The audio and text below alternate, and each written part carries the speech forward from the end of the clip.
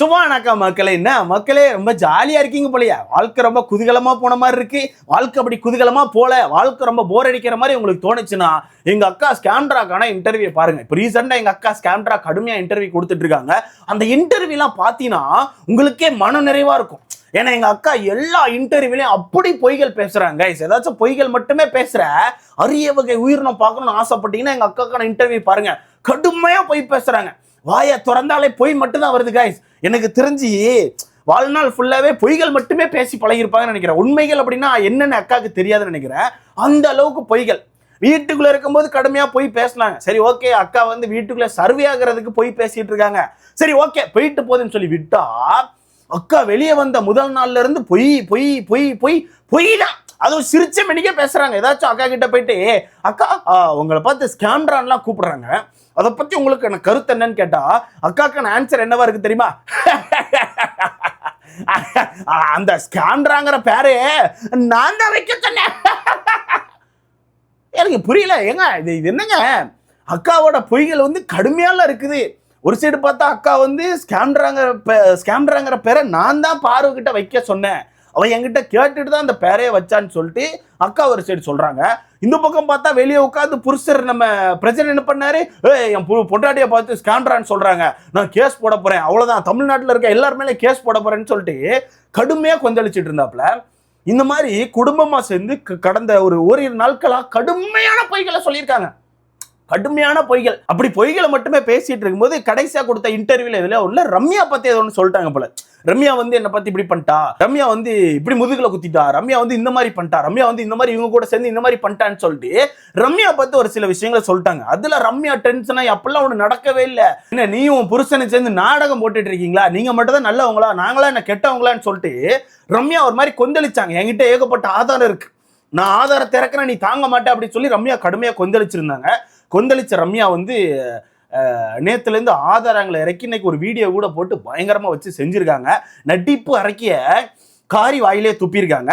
மறுபடியும் சொல்றேன், நீங்க என்ன பேசுறீங்களோ அதை விட நான் பயங்கரமா பேசுவேன். பேசுனா என்ன சொல்ல போறீங்க, இவன் அப்படி இவன் இப்படி அப்படின்னு கெட்ட பேர் சொல்லுங்க. ஏங்க நான் கெட்டவளாவே இருந்துக்கிறேங்க, உங்ககிட்ட எல்லாம் நல்ல பேர் வந்து என்னங்க வரப்போகுது?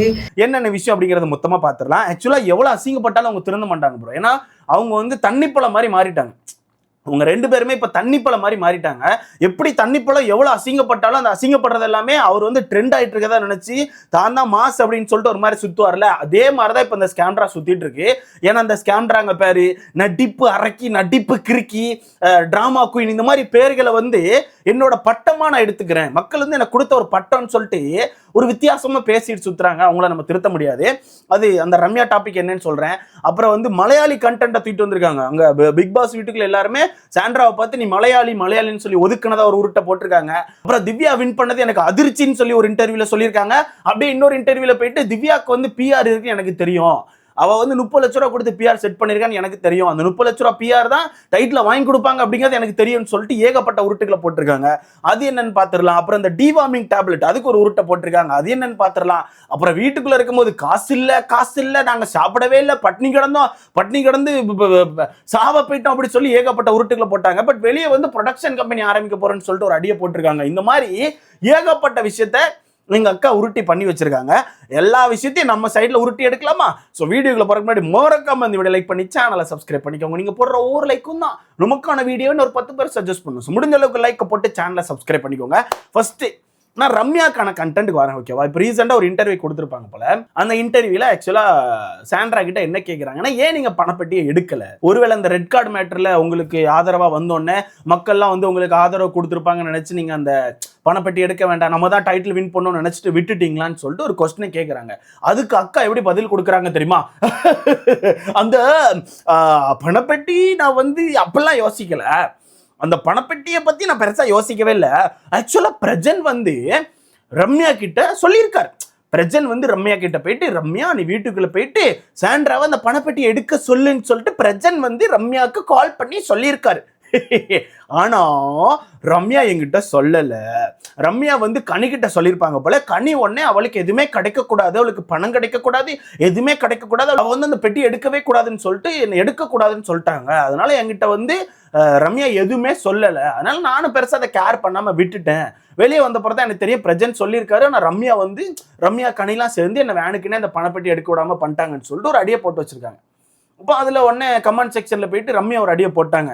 ஏம்மா நீ என்னம்மா ஏமா இவ்வளோ கேவலமாக நடிச்சிட்டு இருக்க, குடும்பமா சேர்ந்து ஏமா கேவலமான வேலைகளை பார்த்துட்டு இருக்கீங்க, உன் புருஷன் என்கிட்ட சொன்னாரு. ரம்யா எப்போ உள்ள போற நீ? ரம்யா, நான் உன்கிட்ட அக்கா கிட்ட சாண்ட்ரா கிட்ட மணி பாக்ஸ் எடுக்க சொன்னல, நீ அதை சொல்ல வேணாம், அப்படியே விட்டுரு, டீல்ல விட்டுரு, எதுவுமே சொல்லாத, உனக்கு கொடுத்த டாஸ்க்கை மட்டும் நீ பண்ணிக்கோ, சரியா?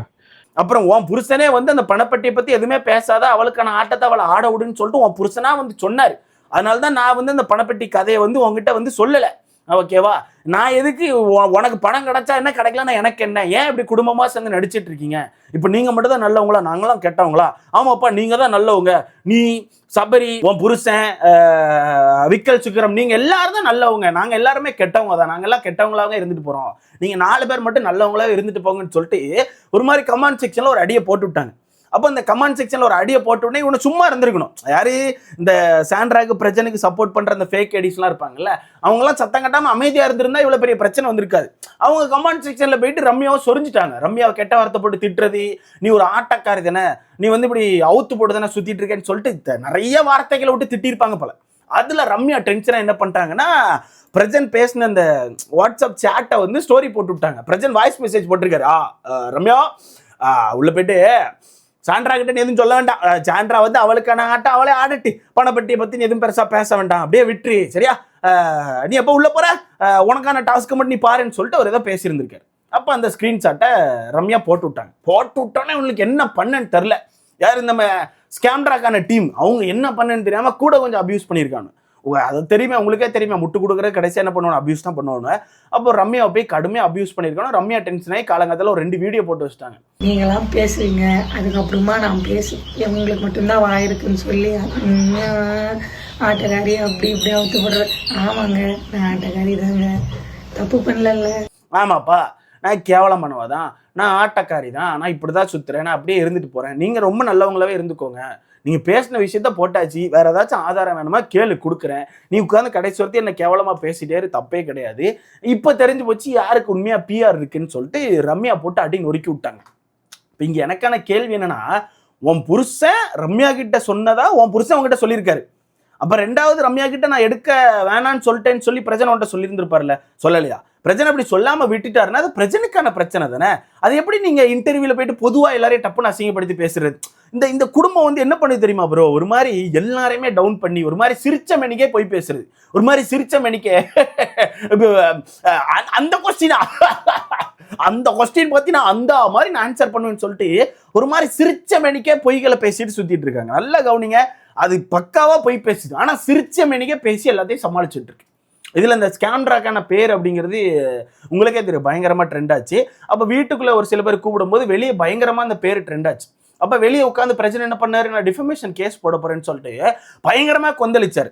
ஆனா இப்ப அதே ஸ்கேம்ட்ரா வெளியே வந்து அந்த ஸ்கேம்ட்ராங்க பேரை என்ன கேட்டுதான் பாரு வச்சா, நான் தான் வைக்க வச்சேன், அது என்னோட அப்ரூவல்ல தான் அந்த பேரு வைக்கப்பட்டது, எனக்கு அதுல பிரச்சனை இல்லை, எனக்கு அது பிடிச்சிருக்கு, இப்ப நாங்க ஆரம்பிக்க போற ப்ரொடக்ஷன் கம்பெனிக்கும் ஸ்கேம்ட்ரா ப்ரொடக்ஷன் கம்பெனி தான் பேர் வைக்க போறோம் அப்படின்னு சிரிச்ச மெனிக்கு ஒரு உருட்டை போட்டுட்டு இருக்கு. இதுல பக்கத்துல உட்காந்து பிரஜன் சிரிச்சிட்டு இருக்காரு. இப்ப யார் இதுல முட்டாள்? ஸ்கேம்ட்ரான் பேர் பேசும்போது வெளியே உட்காந்து நான் டிஃபமேஷன் கேஸ் போட போறேன்னு சொல்லிட்டு மக்கள் எல்லாரையும் மிரட்டினார அவர் யாரு? இப்போ நீ வீட்டுக்குள்ள ஒரு நாடகத்தை போட்டுட்டு திருப்பி வெளியே வந்து அந்த ஸ்கேம்ட்ராங்க பேரை நான் தான் வைக்க சொன்னேன், ப்ரொடக்ஷன் கம்பெனிக்கு அதே பேரை தான் வைக்க போறேன்னு சொல்றேன்னா அப்ப நாங்க எல்லாரும் தானே முட்டாள். அதுல முக்கியமா இன்னொரு உருட்டு நீங்க பார்த்தே ஆகணும், காசே இல்லை எங்கிட்ட சாப்பிட்ற கூட வழியில், அதனால தான் நாங்க பிக் பாஸ் வீட்டுக்குள்ளே போனோம்னு சொன்னாங்க. ஆனா வெளியே வந்து இப்போ ப்ரொடக்ஷன் கம்பெனி ஆரம்பிக்க போறேன்னு சொல்லி அவங்க வாயாலே சொல்றாங்க. ப்ரொடக்ஷன் கம்பெனி ஆரம்பிக்கிறதுனா டீ கடை ஆரம்பிக்கிறதாப்பா, டீ கடை ஆரம்பிக்கிறதுக்கே இப்போ பல லட்சங்கள் தேவைப்படுது. அப்படி இருக்கும்போது இவங்க யாரு கைஸ்? ஃபர்ஸ்ட் இந்த குடும்பம் யாரு? பொய்களை மட்டுமே உருட்டி அடிச்சிட்டு இருக்காங்களா இந்த குடும்பம் யார்? எங்க இருந்து வந்திருக்காங்க? இதுல முக்கியமா இந்த மலையாளி டாபிக். அக்கா வெளியே வந்த உடனே தப்பிக்கிறதுக்கு புதுசா கையில ஒரு கண்டென்ட் எடுத்தாங்க. என்ன தெரியுமா?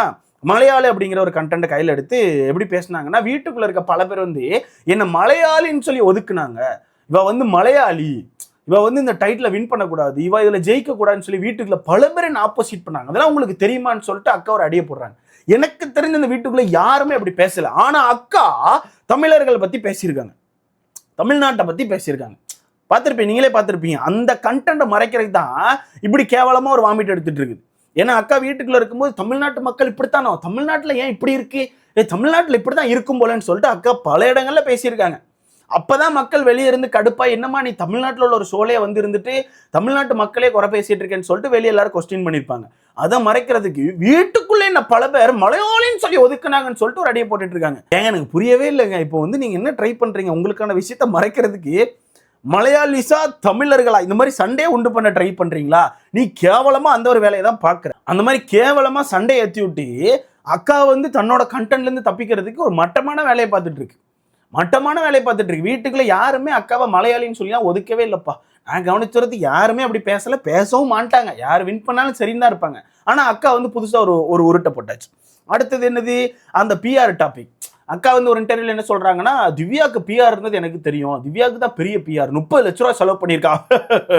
அது நாங்கள் உள்ள போகும்போது என்கிட்ட பல பேர் கேட்டாங்க, இப்படி ஒரு நாளைக்கு நாங்கள் 15 போஸ்ட் போடுவோம், உங்களுக்கு தான் டைட்டில் எல்லாமே நாங்கள் வாங்கி கொடுத்துருவோம், நாங்கள் வந்து ஓட்டிங்கை கூட கிராக் பண்ணுவோம், எங்களுக்கு 30 லட்ச ரூபா கொடுங்கன்னு கேட்டாங்க, அந்த பிஆர் வந்து திவ்யாவுக்கு தான் இருந்துச்சுன்னு சொல்லிட்டு எனக்கு தெரியும்னு சொல்லிட்டு அக்கா ஒரு இன்டர்வியூல சொல்றாங்க. அடுத்த இன்னொரு இன்டர்வியூ நினைக்கிறேன், இன்னொரு இன்டர்வியூ சேம் இன்டர்வியூல திவ்யா வின் பண்ணது உங்களுக்கு ஷாக்கா இல்ல வந்து உங்களுக்கு தெரியுமா அப்படின்னு கேட்கும்போது எனக்கு ஷாக்குன்னு சொல்றாங்க. இது எப்படா கனெக்ட் வச்சு பேச? நீ தான் சொல்ற திவ்யாவுக்கு பிஆர் இருந்தது எனக்கு தெரியும், திவ்யா 30 லட்ச ரூபா செலவு பண்ணிக்கலான்னு எனக்கு தெரியும், அந்த பிஆர் வந்து யார்கிட்ட காசு வாங்கினாலும் அவங்கள வின் பண்ண வச்சிருவாங்க அப்படிங்கிறது உனக்கு தெரியும்னு சொல்ற. அப்ப திவ்யா தான் அந்த பிஆர் வச்சிருக்கானா, திவ்யா தான் வின் பண்ணுவேன்னு உனக்கு தெரியும். அப்படி இருக்கும்போது இன்டர்வியூ ஸ்டார்டிங்லேயே திவ்யா வின் பண்ணது உங்களுக்கு ஷாக்கான்னு கேட்டோன்னே ஆமா எனக்கு ஷாக் அப்படிங்கிறனா நீ யாருமா முத? இந்த அளவுக்கு வளைச்சு உருட்டிய யாரு நீனு? எங்க இருந்து வந்திருக்க? எவ்வளவு நாள் எங்க ஒளிஞ்சு உட்கார்ந்துருந்தீங்க? கடுமையான உருட்டுகள் கைஸ், கடுமையான உருட்டுகள். இதுல 30 லட்ச ரூபா திவ்யா பிஆர் தானா? இதுலயும் திவ்யா வந்து பிஆருக்கு 30 லட்ச ரூபா செலவு பண்ணாங்க அப்படிங்கிறது முன்னாடியே தெரியும். நான் வீட்டுக்குள்ளேயே உடைச்சேன். அது எவ்வளவு பேர் இங்க நோட் பண்ணீங்கன்னு தெரியல. நான் வீட்டுக்குள்ளே உடைச்சேன். வெளியே வந்து சொல்றேன் திவ்யாவுக்கு தான் பிஆர் அப்படிங்கிறாங்க. வீட்டுக்குள்ள நீ 30 லட்சம் 40 லட்சம் சொன்னது கமாரதினுக்கு தானமா சொன்ன, திவ்யாவுக்கு எங்கம்மா சொன்ன? திவ்யாவுக்கு பிஆர் இருக்குன்னு எனக்கு தெரியும். ஒரு டீம் வந்து என்கிட்ட கேட்டாங்க, இத்தனை லட்ச ரூபா கேட்டாங்க, பிஆர் இருக்குன்னு எனக்கு தெரியும்னு தான் சொன்னியே தவிர திவ்யா தான் அந்த 30 லட்ச ரூபா பிஆர் வச்சிருக்காங்க, திவ்யா தான் வின் பண்ணுவான்னு எனக்கு முன்னாடியே தெரியும் வீட்டுக்குள்ள நீ சொல்லவே இல்லையம்மா. ஏமா இந்த அளவுக்கு உருட்டுகளை போட்டுட்டு இருக்க? கடுமையான உருட்டுகள் கைஸ், கடுமையான உருட்டுகள். இதுல இப்ப ரம்யா கிட்ட கடுமையா செருப்படி வாங்கிட்டு இருக்கு. ரம்யா சொல்லிட்டு நடிப்பு அரைக்கி நல்லா நடிக்கிற, இப்படி கேவலமா நடிச்சு நீ என்ன பண்ண போற? இதெல்லாம் ஒரு கேவலமான பொழப்பா இல்லையா உனக்குன்னு சொல்லிட்டு ரம்யா கீழிச்சு தொங்க விட்டுச்சு. இப்போ அதுக்கு முட்டு கொடுக்கறதுக்கு அந்த ஒரு 30-40 ஃபேக் அடி இருப்பாங்கல்ல, அவங்க கிடந்து முட்டிட்டு இருக்காங்க. ரம்யா பொய்க்காரி, ரம்யா ஆட்டக்காரின்னு சொல்லிட்டு ரம்யாவை போட்டு கடுமையா அபியூஸ் பண்ணிட்டு இருக்காங்க.